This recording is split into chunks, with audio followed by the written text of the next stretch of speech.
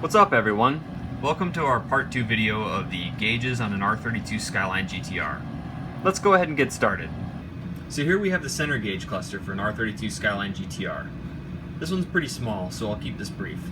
We'll work from left to right this time. Over here on the left, we have our battery power. This basically shows in volts what your battery is running, and this gauge is actually somewhat reliable and probably the best of the three on this cluster here. But it's also very important because it can tell you whether or not your battery is functioning properly, as well as your alternator. Now here in the center we have our oil temperature gauge. This one takes a little bit to climb, so it might take a while of driving before you actually see it actually function, or potentially not, because we've seen these fail a lot.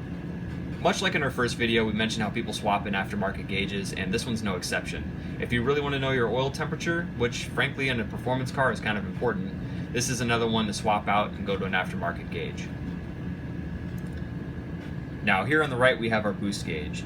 If you've seen our previous video about turbos, you'll know that you want to keep your factory turbos around stock boost, otherwise they could potentially blow. So this gauge is actually practical for that use. But that being said, it's a Skyline and who wants to keep it stock, right? So a lot of times people swap this with an aftermarket boost gauge that, number one, gives you a little bit more clarity on your boost. This is pretty limited. It's basically full boost, no boost, and vacuum. All to the extremes. It's not a really clearly defined gauge, so a lot of times people swap these more than any other gauge probably with an aftermarket boost gauge. These gauges are somewhat reliable, but we have seen them fail plenty of times in the past.